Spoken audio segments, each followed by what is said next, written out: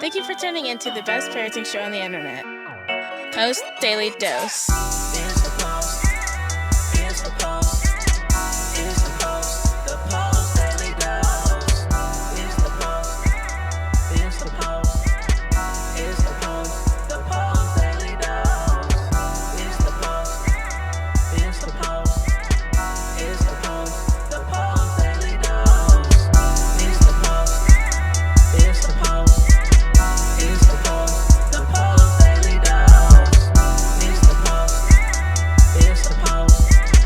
It's the Post. The Post Daily Dose. Hey, good evening, Facebook family. Welcome to another episode of Post Daily Dose with me, your trusted parenting advisor, faithful guide and servant on the healing journey. What's my name? Big Papa Bryan+Post.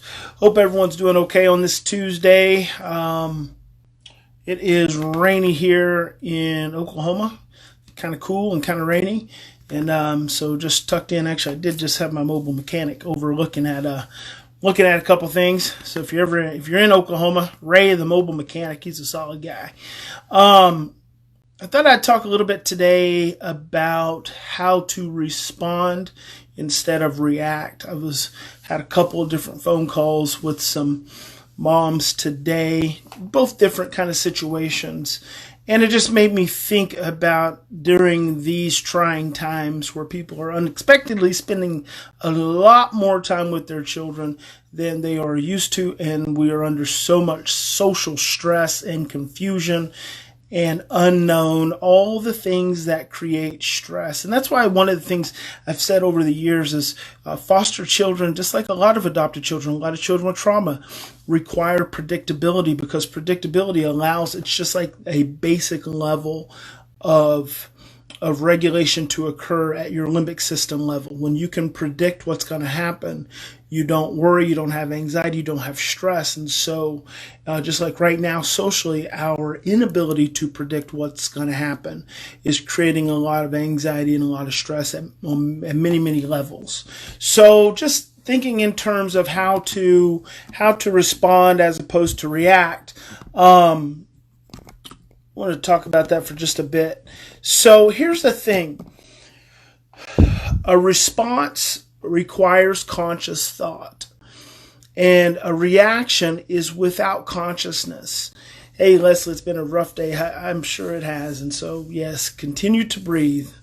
A reaction doesn't require thought. A reaction is automatic, comes from your limbic system, and it is a reaction to a perceived threat. And so the important piece about this, I'm actually going to make this pretty short because I think I can condense this and give you something to really think about. When you are reacting, it's because you are seeing a threat. You are walking into a situation and you are not paying attention and you're not mindful to the environment around you. So a lot of times you're not attuned. And if you're stressed and if you're in survival, your attunement radar is dialed way down. So you're walking into these scenarios in your home, you're going into these day in, day out kind of things with your children in a very unconscious way. You're not thinking, your mind is not full of who your child is, or even full of who you are. What are the things, I know a mom who had a pretty traumatic, hey, Stefan from the Netherlands, had a pretty traumatic experience as a teenager. And now her child, anything unexpected just knocks her right out of her body. Well, that's a dissociative response, and it's common with shock trauma. And so if you're not mindful, if you don't wake up full of mind of your own sensitivity to your children's stress reactions, then you're setting yourself up and you're setting them up to have a reaction and to not be conscious. The way to respond as opposed to react is to have a mind full of who you are and who your child is in any given moment. If you walk into, so if I walk out of this room right now, and the first thing I'm thinking about is fixing myself some dinner and turning on a Netflix show and making myself a big glass of lemonade and sitting down and eating and watch TV, and I'm giving no thought to what my child is doing, who my child is, what my child's experience, what my child's needs are, then I'm completely mindless. I am mindless of who I am as a parent and as an adult, and I am mindless of who my child is. Especially in these times, but I really teach this stuff for parents all the time, especially in the times of who your children, your day-to-day, who your children are. You have to practice mindfulness. Mindfulness is how you respond instead of react. When I walk out of this door and I'm thinking, okay, where is my child? Has my child eaten? It's the same thing you would do if your child was an infant or if your child was 2 years old. See, a lot of times the stress and the reactions you're dealing with from your child and the reactions you're having from your child are actually under 5. It's from like 0 to 5. I'm not going to say instead of 0, I'm going to say in utero to 5, because there's all kinds of chaos that gets wired in from the conception to about the age 2 to 3. That's all pre-verbal and it's all emotional. It's all chaotic. And so then you have another couple years on top of that. So most times when you are in a high level of reaction, which means you're in a high level of stress, a high level of limbic activity, it's because you're in that conception to 5 state of your brain. And that is a brain state. When you stress, you regress. So when you are not being full of mind, when you are not practicing mindfulness about who my child is, where my child is, when my child ate, what my child needs, when was the last time I connected with my child, when was the last time I made eye contact with my child, touched my child, smiled at my child, made sure my child had food, then I'm not mindful. And so then I get caught off guard. So I go in a mindless way, I go fix my food and I'm eating, and all of a sudden I hear my kids yelling from the other room, and immediately I start to get stressed. See, as soon as I start getting stressed, I'm reactive. Even if I do that whole thing where I go fix my food, my lemonade, and I'm watching a Netflix, and my kids start screaming, I'm initially going to become reactive. But if I've been practicing mindfulness about who my child is, what my child needs, like who my child is when they regress, then I'm going to immediately come back to that. I'm going to take a deep breath, and then I'm going to get up.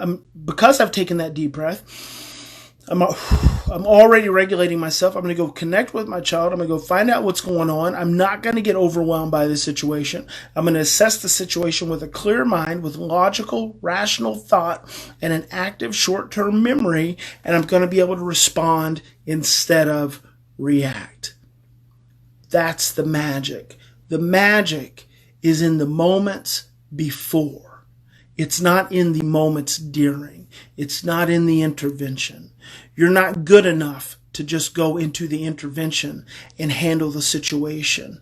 You're learning. You're new to regulation. You're new to oxytocin.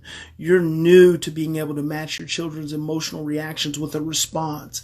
So if you wait until the intervening moments, you're going to be overwhelmed. You're going to be stressed, and that's the vibration you're going to send.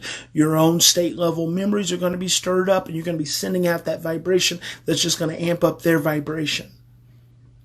You've got to practice prevention. You respond instead of reacting. Access the magic in the moments before the scenario ever happens. So you've got the ability to access the magic before the scenarios ever happen. Be thinking about it now, right now while you're watching me. What is your child doing? How are you feeling? Where are you at? When's the last time they ate? When's the last time you ate? When's the last time you took some deep breaths? When's the last time they took some deep breaths? When's the last time you hugged them, kissed them, rocked them, played with them? When's the last time you took a bubble bath? When's the last time you listened to some music? When's the last time you did something to take care of yourself? See, that's the magic. It's in the moments before, not in the moments during.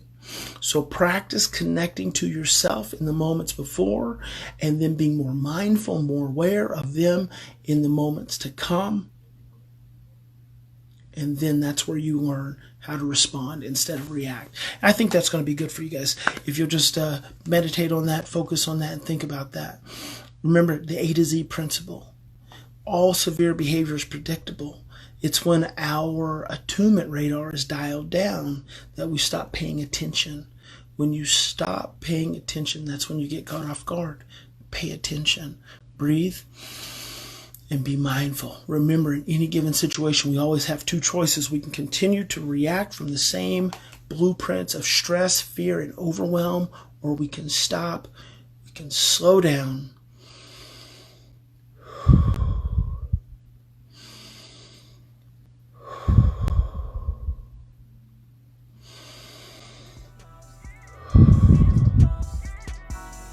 Take 3 to 10 deep breaths and choose love. And I hope you choose love. God bless you. Big Papa loves you. I'll talk to you guys tomorrow. Join us live on weekdays at 6:30 Central Time on Facebook at the Post+Institute. Don't forget to get your copy of Brian's best-selling book, From Fear to Love, on promotion. Just pay shipping and handling at www.feartolovebook.com. That's www.feartolovebook.com.